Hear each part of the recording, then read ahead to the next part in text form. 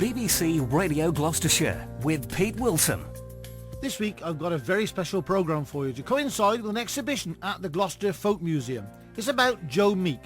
Born Robert George Meek on the 5th of April 1929 in Newent, Joe was Britain's first independent record producer back in the early 60s.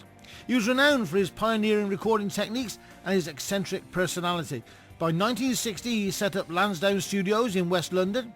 He moved to launch Triumph Records and subsequently worked from a homemade studio in his apartment above a shop at 304 Holloway Road, North London. It was there he created all the unusual sounds that were to become his trademark. We'll be hearing from Joe's niece, the first man ever to be recorded by him, and you'll even be able to hear Joe sing. Very badly, I'm afraid. Let's start though by hearing from the chairman of the Joe Meek Appreciation Society, whose name is Ken Ledran. I first asked Ken to tell me a bit about the society.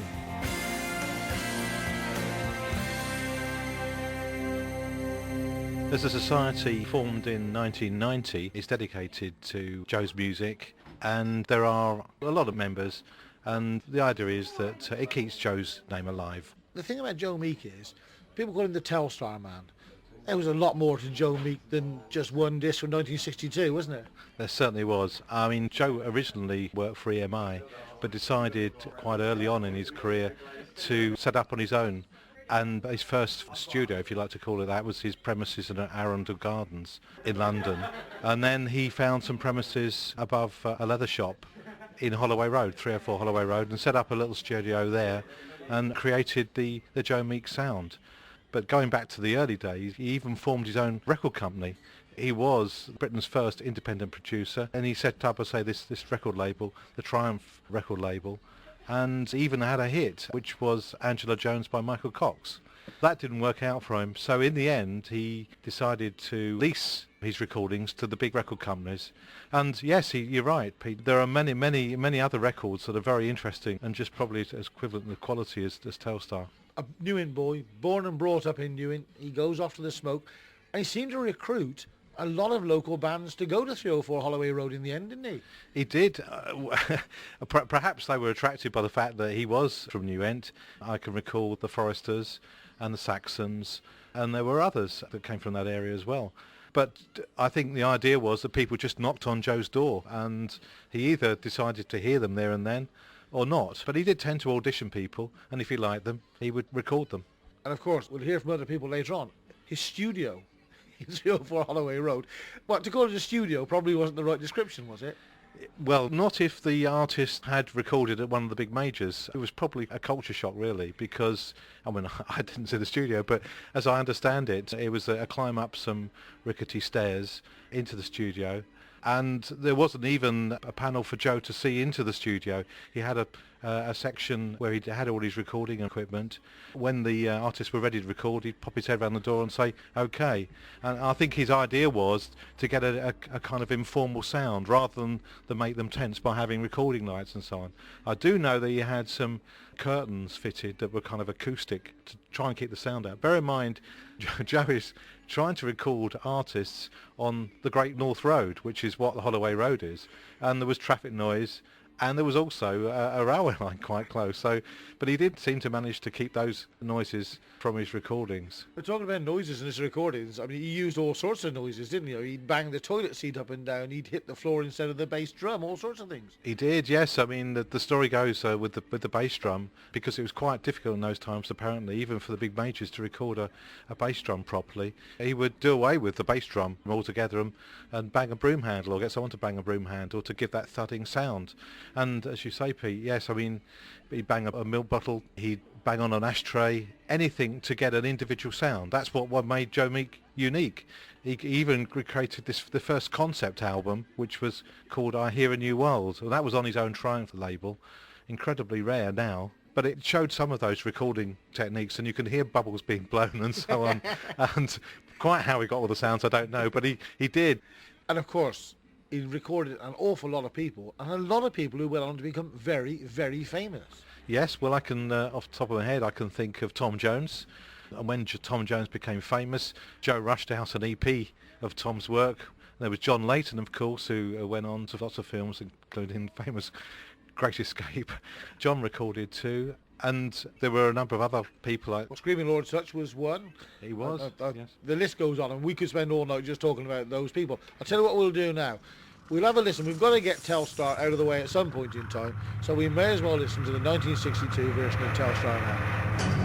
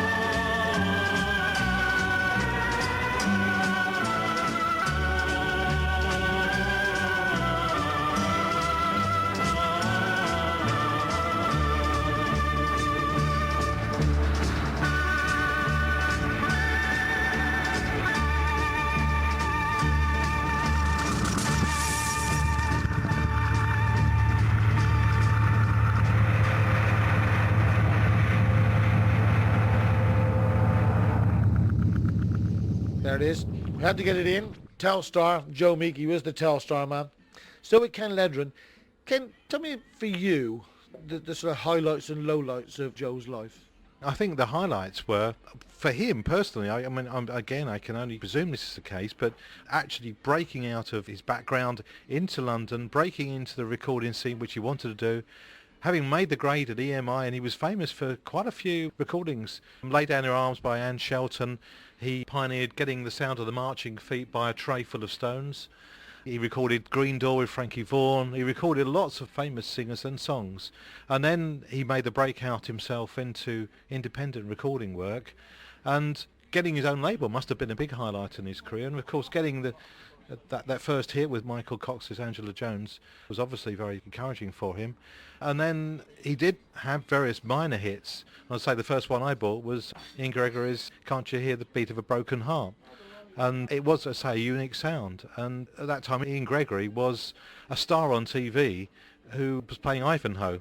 He did have that hit, and of course, he finally broke through really big with Telstar. That was his real big mega hit. And then there was a lull, and then he had a sort of second coming, as it were, with Have I the Right by the Honeycombs, which was a hit, number one in a number of countries, and famous for lots of people in 3 or 4 banging on the floor at the appropriate times. And of course, there were claims made by him that he was psychic. He had these fears all the time, didn't he, that people were bugging his studios, and this Phil Spector in particular. There's stories behind that, I know. Yes, that's true. The psychic side of him, yes, I think he was psychic, and he held seances to see whether his records would be hits, and I believe Tribute to Buddy Holly by Mike Berry and the Outlaws, Joe had set up a seance to see whether that would be a hit, and I think the result was it would be a hit. As far as being worried about the majors pinching his ideas, he set up microphones all over the studio to listen in, and very often musicians would be in another room thinking they could talk candidly, and Joe was recording to see what they said. But I mean, the main idea was that he could just see whether he was being bugged. He did have a thing about that, because I think he felt that records that he'd thought were exclusive to him suddenly appeared on another label sometime later, so he wasn't sure how that happened. And you mentioned Buddy Holly, and of course he was a huge fan of Buddy Holly, wasn't he? He was, yes. And not only that, Jeff Goddard, who was a friend of Joe's and also wrote Tribute to Buddy Holly for Mike Berry, and later on the Eddie Cochran tribute, he was also a huge Buddy Holly fan, and yes, they did have all the records. Now, as I understand it, when Tribute to Buddy Holly was recorded, it was very controversial because Buddy Holly died in 1959, and there was a concern about upsetting Buddy Holly fans with the lyrics and so on. So Joe invited the Buddy Holly Appreciation Society down to 304 to listen to the record, and they approved it. And one of those people, I think possibly the chap who was running that society at the time, was a chap called John Beecher, who is today, I think, in Stroud and head of Roller Coaster Records. And is 304 Holloway Road still there? Does it look much as it always did? Has it still got the leather shop underneath? It's still there. It doesn't look as it used to. There's no leather shop there, unfortunately, and now it's been split into flats, and I think it's 304A and 304B. But as I understand it, the stairs still look the same. But you can still see it's 304. And of course, that was the site of Joe's death, which was absolutely tragic. There must have been some awful things that led up to that, because didn't he shoot the landlady first and then himself afterwards? Yes, that's right. I think after Have I the Right and various other minor hits he had after that time, the hits kind of dried up, and I think he was getting more depressed, and this depression eventually led to him, and no one knows why. One day he had a shotgun on the premises, which is just happened to be there. He allegedly shot his landlady, and then shot himself. Yeah. And this was February the 3rd, 1967. So coming up next year, 40 years. February the 3rd, of course, very significant because it's the death of Buddy Holly. Do you think he used that date? Is there any suggestion he might have chosen that date to do this? Bear in mind how much he thought of Buddy Holly. I think it's a fairly good... To die on the same day, same date that Buddy Holly did? Yes, I think that's quite the case, yes. And it's the little story I might tell you, Pete, is that I've heard, was that Joe had foreseen Buddy Holly's death and had tried to warn him that it was February the 3rd, but as it turned out, it was the wrong year. He told him the year before, and eventually, of course, it happened on February the 3rd. That's the story. And we're talking about an exhibition as well that's going on at the Gloucester Folk Museum about Joe Meek. What have you had to do with that? Well, what I did, I went down to Gloucester one afternoon to see them, and we discussed the possibilities of the exhibition. And they asked what sort of exhibits would be available, and we discussed what I might be able to find. And my job really has been to try and find people who might have useful exhibits and any artefacts that would be interesting to the public. And you would, I know, love to have a permanent exhibition in Gloucester or in Gloucestershire. Yes, we would. I think this is Britain's first independent producer as far as we're aware. And I think, as he is a local boy, he should have a museum dedicated to his life, because he did produce some fantastic tracks. And unfortunately, some of the best tracks, one of my real favourites is a thing called Please Stay, virtually unknown by the public, and it deserves recognition. Ken, it's been a pleasure talking to you. Thank you very much indeed. Thanks, Pete. And Ken mentioned honeycombs, and have I the right? Have a listen to it now. Have I the right to hold you? You know I've always told you that we must never, ever part. Oh, have I the right to kiss you? You know I'll always miss you. I've loved you from the very start. Come right back, I just can't bear it. I've got to love and I long to share it. Come right back, I'll show my love.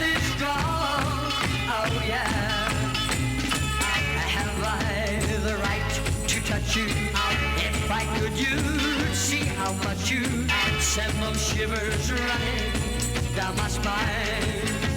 Ooh, have I the right to thrill you? You know I'm waiting till you give me the right to make you mine.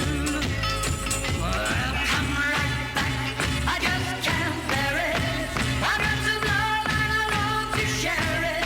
Come right back, I'll show my love is strong. Oh yeah, all right.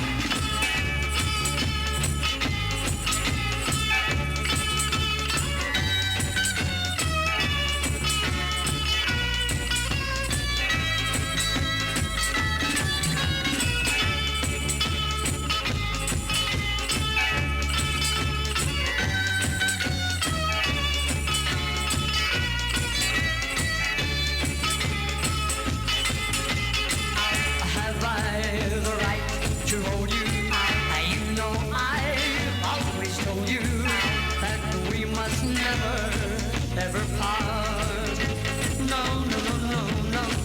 Have I the right to kiss you? You know I'll always miss you. I've loved you from the very start. Well, come right back, I just can't bear it. I've got some love and I long to share it. Come right back, I'll show my love is strong. Oh yeah, yeah. Come right back, I just can't bear it. I got some love and I long to share it. Come right back where you belong. Oh yeah, you belong. Oh yeah, you belong. Honeycombs, have I the right? Still to come then, we'll be hearing from Rob Huxley, who was Rob Gale of Rob Gale and the Whirlwinds before playing with the Saxons. We'll hear from the Foresters, Mick Holder and Joe Meek's niece Sandra. But first, the first man ever recorded by Joe and a man who worked with him before his record producing career began. His name is Derek Davies. So when did Derek first meet Joe? I first met Joe in the early 50s when we were both working at the MEB at that time. We used to travel on the bus together and I got to know him quite well. But how did you travel on the same bus? Because didn't you live in Dymock and he was in Newent then? I did live in Dymock, but I used to ride as far as Newent and leave my bike in Newent, and catch the bus. So what sort of chap was he then? A very good-looking chap, but very quiet indeed. And you were both, what, at the MEB, is that right? Yes, we were both at the MEB, but Joe was already a qualified radio and television engineer, and I was an apprentice electrician in the contracts department. So this meant that Joe had access to all sort of recording materials or electrical things anyway then? Oh yes, but he had quite a amount of this stuff of his own. Tell me about what it was like then. Well, he asked me in there one night to read a passage out of a book. He wanted to try his new recording equipment, which he'd already just built. So I read this passage out, very nervously I read this passage out. Joe recorded it and then played it back. He just told me that his decks were better than the decks you could buy. The truth is, you could possibly have been the very first person ever recorded by Joe Meek, but you didn't make any money out of it. That's correct. So tell me about what the place was like, Joe's place then. Well, we went through several rooms and through the hallway and that. It ended up in quite a small room really, but it was just full of Joe's radio equipment, television equipment, because Joe was one of these who built one of the first televisions in Newent. What about the kit then? Because I mean in those days it must have been pretty big. Yes, it was. Joe used to do the music for some of the dances, and he built, I think it must have been the forerunner to the modern discos today. Yes, it was quite a lump of equipment. It took several people to lift it. So where did you go then? Did you go out with him to these discos? Yes, I did. He used to have the dances at Mayhill, used to do the music there. Also, above the bank at Newent, there was a large room there. He used to do it there. And above in the George Hotel, there's a big entertainment room there. Yes, I can remember it quite well. The forerunner of today's disco then. Derek Davies and Joe Meek. Yeah, that's correct. Did he call himself anything?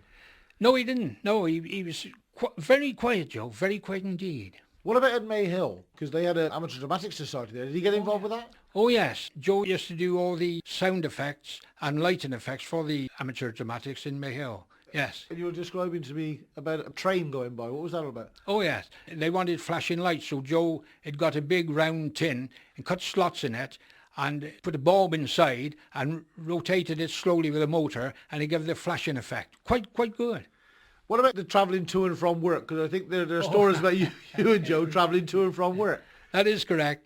Quite well known. We both used to sit by each other, coming from Gloucester to Newent, and we both used to fall asleep. And they did say there must be something in that electricity air. Did you think at that time, when you first knew Joe, that he was going to go on and become the producer of music that he was? I did, in a way. He was a very intelligent man, Joe, and he was always on about recording and stuff like that. Yes, he was very intelligent. I did think. So where did he go to then, from Newent? What sort of progression did you know about? Well, Joe, when he left the MEB, I think he went to work, well, I'm sure he did. He went to work for Stones, the television and radio people in Northgate Street. He was there, I don't know how long for, but he was there, I would think, about a year probably. What about in the end then? Did you keep in touch, or did you lose touch when he went off to London? Yes, I actually lost touch then, and by then I was doing my national service as well, you see, so I did lose touch with him. Joe ended up as a homosexual. When you were with him and you were doing the discos that were probably not known as discos then, were there any signs that he was that way inclined? No, there was no signs at all. The only thing that I think about it now, that all the pretty girls and the nice young ladies, they always used to have an eye for Joe, but he took no notice at all, and now it all ties in. Yes, he was a great chap. He gave me one of his books with all the radio and television circuits in. I got some of his sketches to this day. Now, Derek, a few years ago, there was a telly programme about Joe Meek. Now, I understand you were involved with that, but not actually on it. How did that come about then? One evening, I was in the Newent car park, and I come across Joe's brother, Arthur, and he said to me, "Derek," he said, "you knows our Joe, don't you?" I said, "Yeah, I do." And he says, "Whoa," he said, "there's a chap up in London going to do a programme about him on the television." I said, "Is he?" He said, "Oh, aye." He said, "But in 1953, he said, we can't remember what happened." I said, "Well, I remember." I said, "He was still working at the board at that time." He said, "Oh," he said, "well, if I brings this chap round to your place," he said, "and do an interview, will you tell him all this?" I said, "Aye." So anyway, I forgot about it. About 4 months later, there was a knock on the door in the winter, 9 o'clock at night. I opened the door. It was Arthur and this chap from London. So he introduced me to the chap from London. In they come, and they asked me the ins and outs and what happened in 1953. I said, "Well, I know for a fact in 1953 he was still working at the board." I said, "Because he'd done a dance above the George Hotel in the games room, which I've already said about, and they had a beauty contest there, and Marlene Williams won the beauty contest." After me telling him this, when they were interviewing me, Arthur pulled out of his pocket, he said, "Is this the photo?" And that was the actual photo, yes, of the beauty contest, yes. But when the programme went out, the world and his wife was on this programme, but no Derek Davis. That's true. They did ask me who Joe worked with in his actual section, and I told him Jeff Woodward and so-and-so and so-and-so. They interviewed all these people. They all got a mention in the book, bar me. This was a book, not a television programme, was it? Well, there was a television programme and a book, yes. But you did get a copy of the book, I guess. I've got a copy of the book right now, yes. Derek, it's been great. Thanks very much. Thank you. And I'll bet you didn't know much of that, did you? The first man to be recorded by Joe Meek. BBC Radio Gloucestershire with Pete Wilson. Now, back in 1965, I went to Barton Fair when it was on the Oxleys in Gloucester, and I won a prize playing darts. And it was a record, a Decca record, and it was the Saxons. And one side was Saxon War Cry, and the other side was Clickety Clack. Now, I didn't know until very, very recently that that band was a Gloucester band, a Newent band, to be more precise. And they were involved with Joe Meek. Now, their manager, Mick Holder, is with me now. Mick, just tell me about the Saxons then and how they came to be. Well, the Saxons comprised of Rob Uxley, which was Rob Gale, Peter and Roger Holder. Roger was bass guitarist and Peter was lead, and Rob Uxley was rhythm and singer. Were they always the Saxons? They started the Saxons? No, we started with Rob Gale and the Whirlwinds, and more or less started off as skiffle, like in the old days. You know, we did covers and all that sort of stuff. They did write a couple or three and sing and do the stuff up the Welshers Lane at the Chateau, we used to call it, where we had many parties as well. So how far afield did they travel then as the Saxons? Were they travelling around the county or further afield than that or not? We went down into Hampshire, played down there, just past the Wallops. We went up in the Midlands a bit, up to the Girls' College at Alfric. How did you get involved then? Because these were young men, weren't they? Well, I'm the elder brother. I'm 7 years older than Roger, and I was afraid of them being diddled because there was drugs and everything going off, and I thought I was going like as a kind of a guardian as much as anything for the first. I said, I'll come with you for 3 months just to get you started, and that's what happened. And I used to go to Soho to collect the money, go to see Joe. Joe either wanted me or the group. If I went there, he wanted the group. If the group went there, he said, well, I don't want you, he said, I want Mick. So how did they come to get involved then with Joe Meek? Well, we were a local band living in it where he come from, Newent, and somehow he got to hear of us as youngsters, you know, playing Beatles stuff and all these covers like they were going at that time. And I think it probably his brother said, like, we got a good band in Newent. I think they could do you some good, Joe, because at that time he was looking for another Tornadoes, because the old Clemcatini and all those had gone as the first Tornadoes, and then they had the new Tornadoes, which didn't last very long, and he was looking for a group to carry on the Tornado instrumental mostly. So what was the procedure then? Did you go up to 304 Holloway Road to be recorded there? We went up there in the car with Roger was driving, madman. It took us no time at all to get there. What sort of car are we talking about in those days then? Oh dear, it was the Ford with a Z back, what they call it. Anyway, we were going at top speed, and we were getting towards Holloway Road, and this woman pulled out in front of us, and Roger jammed on the brakes, and there was 6 of us in this little car, and it was frightening because Roger's mad, you know. Yeah. Anyway, we used to get there, we used to go in there, and you go up these narrow stairs into this room. I mean, the room was like a box room. It wasn't, well, what would It was hardly a recording studio then. Oh no, it was about 5 by 4, that's all. Oh, it was small, and there, as you said earlier on, that he had mattresses here, he had carpets everywhere, and there was wires going all roads, and tape on the floor. It was piles. Oh, it was terrible. And didn't he do things like he'd say to you, discuss this amongst yourselves, chaps, go out and come back, and he'd know what you were saying? Yeah, well, we were having a bit of trouble with me one brother, Roger. They were after girls, see. So they were having trouble with these, and he said, look, you talk amongst yourselves, he said, and sort it out. So I said, okay then. So he went out the room. Anyway, we were talking about a instance when we went to a party, and this was talking about a girl and an Indian or something. And Roger said, do you know the Indian then? Oh, I did. And he said, oh, she had a feather. Anyway, after that, all went quiet because Joe come back in the room. And he said, what's this about an Indian with a feather? No, not really. That's quite amazing. But Joe was really, really interested in outer space and space travel and that sort of thing, wasn't he? Oh, all sorts of things he was interested in. Any music, I mean, the things he used to make sounds with. It was just, well, you think he was in a nut house, you know. Because I mean, he'd open and close the toilet seat and rub combs and all sorts of things. I mean, you name it, he did it. So how many tracks did the Saxons actually record with Joe then?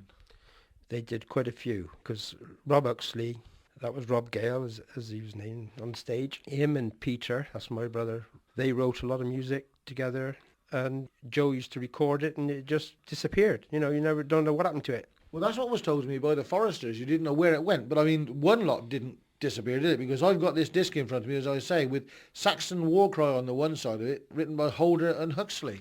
Okay. Tell me about the recording of Saxon War Cry then, and how that came about. When he wanted us as the group, he wanted us all blonde, except me, of course, well, he wouldn't go on stage, but he wanted all the boys to do their hair blonde. So anyway, we had a drummer who was virtually white. He was nearly albino, except he hadn't got pink eyes, you know. And Pete and Roger, they died. The drummer wouldn't dye his hair, so we had to find this other one, this one from Cheltenham, this John. And made a chariot, and we made headgear with horns on, and jackets with lace, you know, proper Viking-looking Saxons. Well, that's and that was all because Joe Meek wanted you to look that way. That's it. We want to take a lot of photographs. Lot. Yes, this is for. So what about the recording itself then? I mean, I've heard that Joe would have some strings in one room and the guitars in another, and various things like that. Oh, he would probably do the sound, you know, like the singing, and then he put the sound on after. He put the music on after. Yeah. And was it difficult? I mean, was it one take go, or did you have many goes at it? Oh, we had quite a few goes, yeah. You got to get it right. The time in and that, you know, and it had to be right. The one side was Saxon War Cry and the other side was Clickety Clack. And I understand you had a small part in Clickety Clack. No, Saxon War. Oh, Saxon War Cry was when you had. I'm the one howling on at the end when they're going into the distance. Yeah. We'll have a listen to that now and then we'll come back and chat a bit more about Clickety Clack.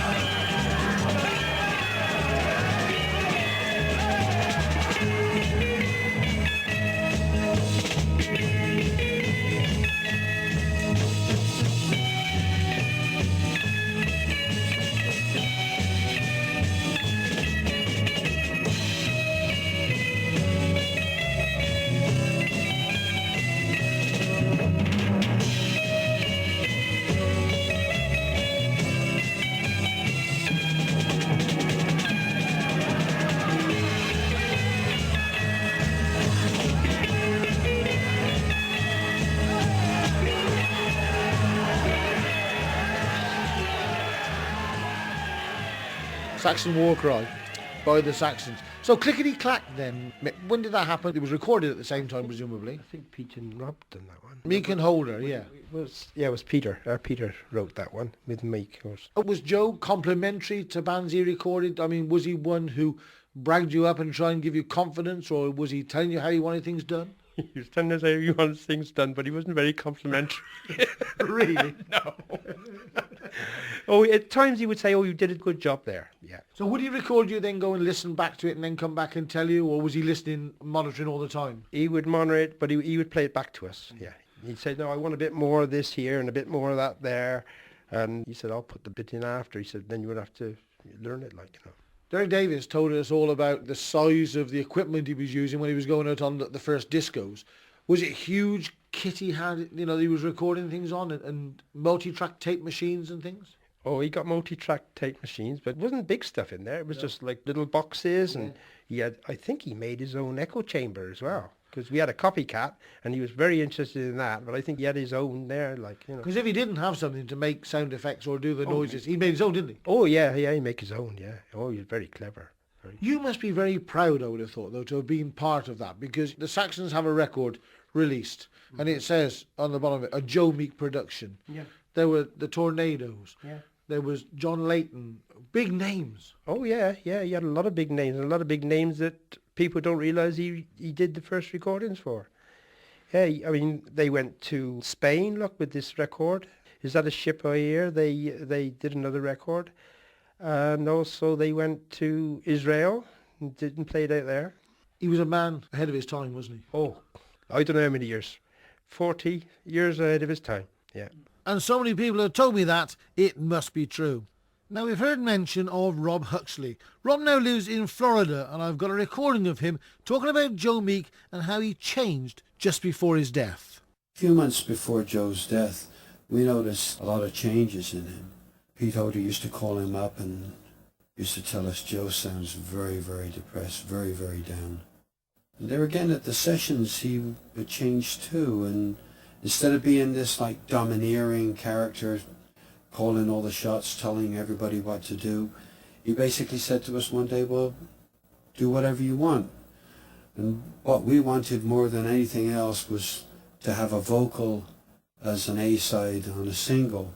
And Joe came up with this song. Nobody had a clue where the song came from or who wrote it.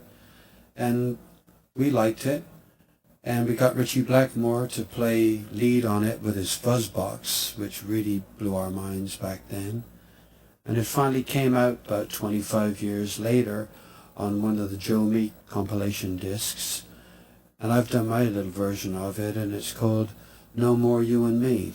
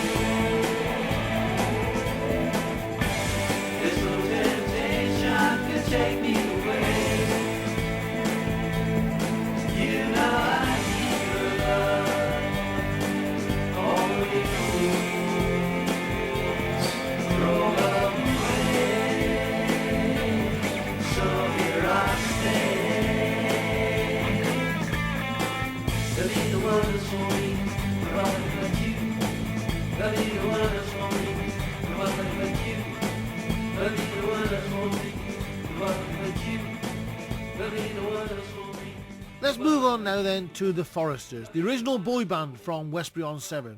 I met up a while ago with Derek Cooke, who's sadly passed away since, Horace Cooke, no relation, and Arthur French. I asked Derek Cooke how many tracks they recorded with Joe. Recorded 2 numbers with him, way back in 1962, I think, something like that. And you had to go to what, 304 Holloway Road in London, was it? Yes, Yeah. And what can you remember of the trip up there and the day you spent with Joe Meek? Well, we went up and first of all made a demonstration tape with him, which we still got, and then he suggested 2 songs to go back and rehearse, That's right, yeah. which we did, and then went up and I think it was several occasions we went up there and made these 2 numbers we recorded with him. What about you, Horace? You got memories of that day? Well, it was a big event, wasn't it? I mean, Oh, we came from the country and we were all up to the smoke. Huge event. And what Very about Joe Meek exciting. yourself? Because you came from Newent, didn't I you? came from Newent, knew Joe, the family, Eric, Arthur, and knew the family well, yeah. Was he difficult to work for and to good, perform good. for? He was good, wasn't he? He was a nice bloke, he was, and he knew what he wanted too, mind. He knew what he wanted, didn't he? He was ever so welcome us in there and all that business, you know, and we had tea first and all that business, you know, and chatting away there, and he made you feel easy, didn't he? Made you feel easy in the place. And what was it you recorded with him then? Well, he suggested to go home and do our own arrangements of the book. Remember the book sung by David Whitfield and did Maria Lanza sing that? They sing it very, very slow, didn't they? Yeah.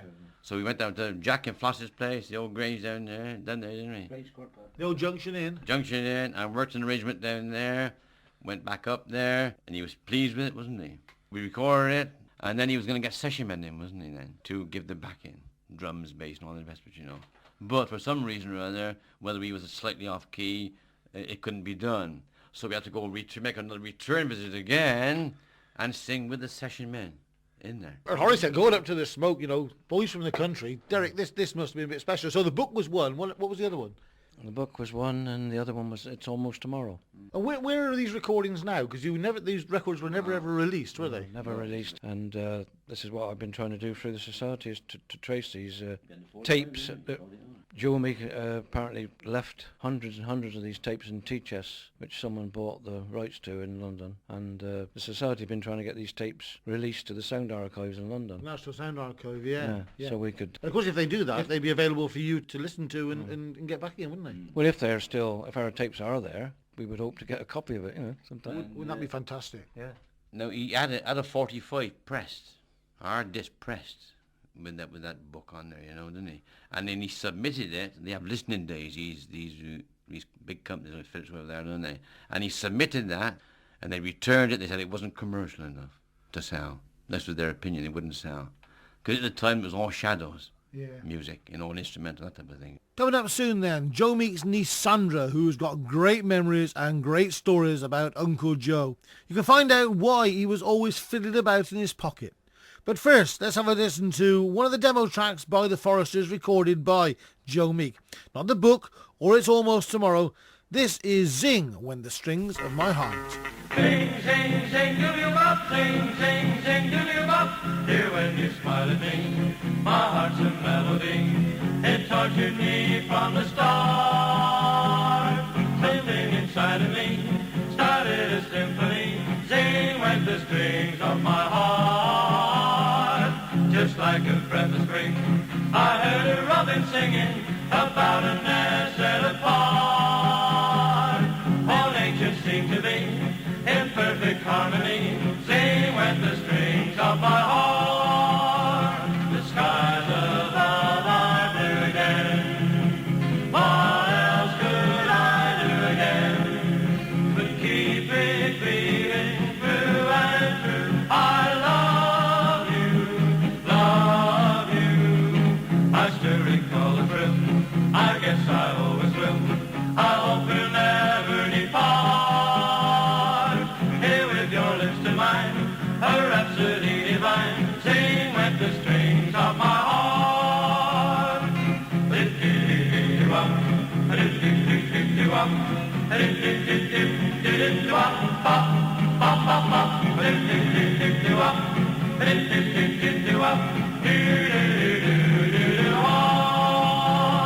skies above are blue again. What else could I do again but keep repeating through and through? I love you, love you. I still recall the thrill. I guess I always will. I hope we'll never depart. Here with your lips to mine, a rhapsody divine. Sing when the strings of my heart. Sing when the strings, sing when the strings, sing when the strings, sing when the strings, sing when the strings of my heart. The Westbury boy band of the 60s, the Foresters, singing Zing Went the Strings of My Heart. It's time now to meet Sandra Meek Williams, Joe's niece, who's got great stories about him. How does she actually remember him? I can remember him as being very tall, very smart, very handsome. Always with a cheeky smile on his face. You never quite knew what he was up to. He would come into the sitting room and he'd always be immaculately dressed. And he'd always be fiddling around in his pocket and he'd say, "You going to say something?" And you'd sort of look at him and think, don't know whether I should or shouldn't. And then sort of hours later, out would come a tape recorder. And he'd been tape recording everything that had been going on in the room. So we sort of got wise to that. So after a few times of him visiting Newent, he was in London then, so he would come down for Christmases and a few family sort of occasions. I got wise to the fact that his fingers were fiddling around in the pocket and that I wasn't going to say anything. Because he was renowned for that, wasn't he? Recording people without really knowing. Yeah. Actually, there's a story that Nan told me that they could never find out. I think before he went to London, he rigged the house up and he would then tape record my Nan with her friends.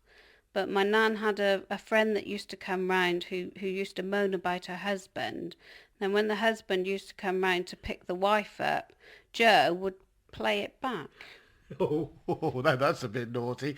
Now, you were 13 when he died, and presumably he was in London virtually all of your life, was he? Yes, yeah. So did you get to go to 304 Holloway Road? I did on the Christmas of 1966. I was allowed to go with Nan. Uncle Eric drove the car and we took Joe and Nan back up because Nan used to go after Christmas and spend a couple of weeks with him. So because I was 13, I was allowed to go. So off to London we went in my dad's car. It was a black Mercedes, I always remember that. And I don't know what time we got to London at night. It would have been, obviously, it was dark. And all I can remember was that there were sort of lights everywhere. And there were just seemed to be loads of roads. But, of course, coming from Newent, having one, going to London was, so I just remember that. And we went up to the flat. And Joe took real pride in showing me all around. But most of all, his engineering room. He showed me, he said, look at all my equipment. He said, I made all this. And I was so worried because the floor was just covered with wires, what I thought were gigantic wires. I mean, I felt as though I would sort of, be swallowed up by them and I couldn't step. I was trying to step over them, but there wasn't any room on the floor. And he goes, oh, don't worry, just walk on. Yeah, okay. So did he ever record you, apart from these sort of secret recordings from the tape recorder in his pocket? Did he ever record you? No, not that I know of. No. I like that, not that you know of. Not that I know of. What about his singing? Did he ever sing and record himself? Well, he did. I never heard him, but if you do buy some of the CDs, you'll hear Joe. I don't really know what you call it. It's not singing, but... It's a bit like the pub singer, isn't it? Yeah, just a bit worse than that, I should imagine. Let's have a listen just to find out. You cooked me good. You said you love me, you really should, 'cause you are my baby doll. You've got it, you gotta take it to sing some everything, and then oh baby, won't you be my girl?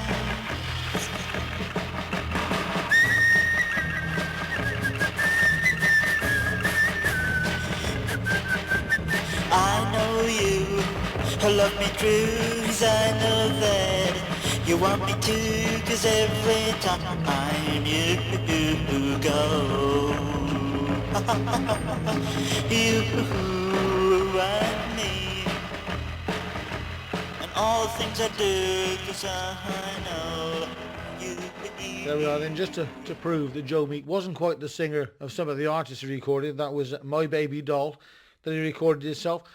What about memorabilia of Joe then, Sandra? Have you got much for yourself? I haven't got a lot, but I've got a few sort of personal things that I've got. One of the things that I treasure most of all is on the Christmas that he came down in 1966. He'd got a diary, and my mum said my name ought to have been I Wanna, because as soon as I saw the diary, I asked him if I could have one. Yes, he said, yes, of course you can have one.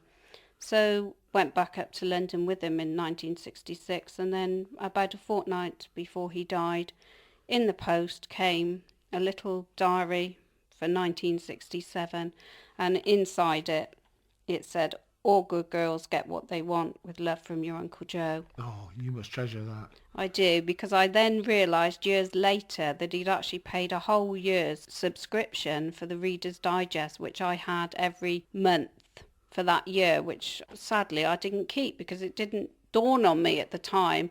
All I wanted was this, this diary. And luckily I've kept the envelope, I've got the stamps, and I've got the diary, and I treasure that more than anything else. I'll tell you what excites me. You've shown me a little tape recorder that you got from Uncle Joe as well. An Iowa tape recorder, a small one. That, I mean, for me, just to pick that up is quite exciting. It must be quite exciting for you to have that as well. Oh, that's lovely. That was, yeah, I'd forgotten about that actually, thinking about everything. We went into his office and he put 3 tape recorders down on the table and he said I could choose which one I wanted and take home.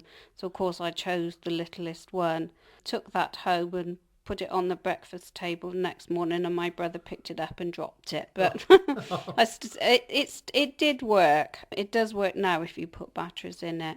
But yes, to think that I've got that after all these years. Is there a tape in it with anything on? No, sadly not now. I did have Joe's voice on it because he was actually testing it and showing me how to use it. But of course, as children, we just thought it was a plaything and we played over it and over it.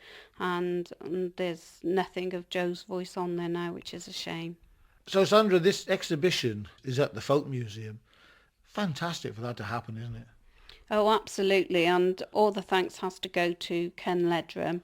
I know years before people asked me, you know, if we could start one up. It would have been nice to have had one in Newent, but sadly that didn't happen. And I'm afraid I'm just too lazy to get things going, but without Ken we wouldn't have this, and fair play to him. He just sort of ploughed through, and he's one of these people that once he's got something in his mind, he's going to go ahead and do it no matter what. And I'm so pleased that he has. And I'm really, really excited about it. And I think it's just going to be so good for the Joe Meek Appreciation Society, all the fans, all the friends, and for the area of Gloucestershire as well. And of course, as you described, the Meek freaks will turn up in their thousands, I know.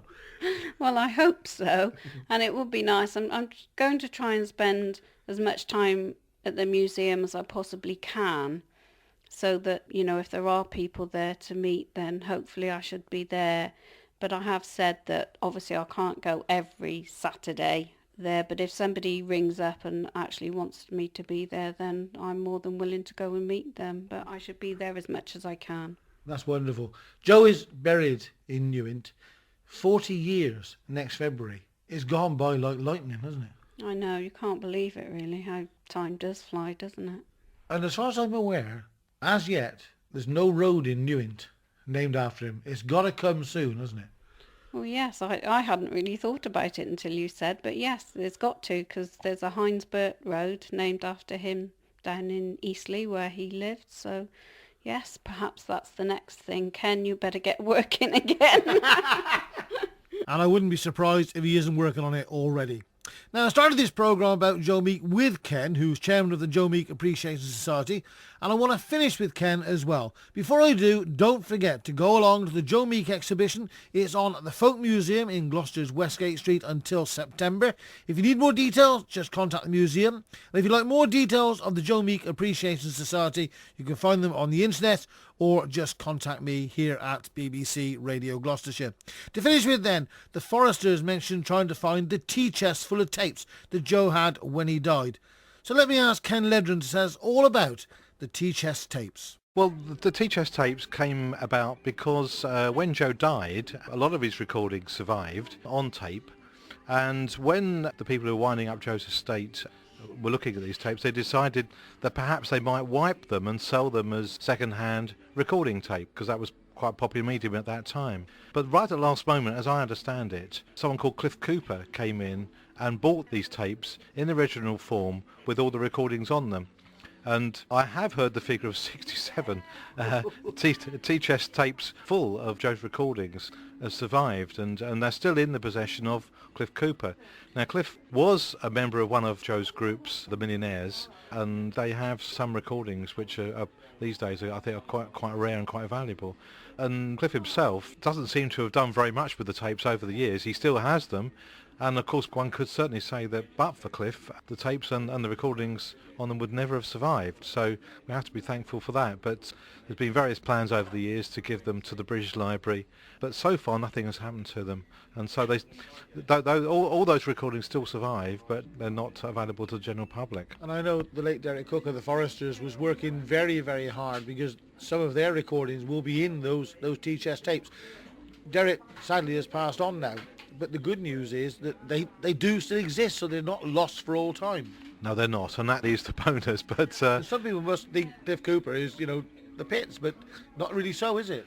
well, I mean, but for Cliff, I think there would be no recordings to even talk about on this programme. But all Joe Meek fans have been hoping for years that Cliff would do something with them, and there's been talk about releasing to record companies and so on, but it hasn't happened yet. We're just hoping that something, as they say, will turn up and they will be actually finally released. And certainly a lot of artists would like to hear the material that they put down at Joe's studio all those years ago. Will there ever be another Joe Meek? Because I've heard people describe him as anything up to 40 years in front of his time. Will there ever be another one? Well, that's hard to say, but I think he was unique. Being an independent producer and a trailblazer, if you like, certainly the big record companies were envious of his recording techniques, the way he close mic'd various instruments, put mics on them, on the drums and so on, was way ahead of his time. And I say the recording techniques were the sign of possibly one could say a genius. We'll leave it at that, and we'll finish this programme about Joe Meek today. Don't forget, go and see the exhibition at the Folk Museum. We'll finish with another Joe Meek production. This is the B-side of the Saxon war cry. This is Clickety Clack. Here comes my baby.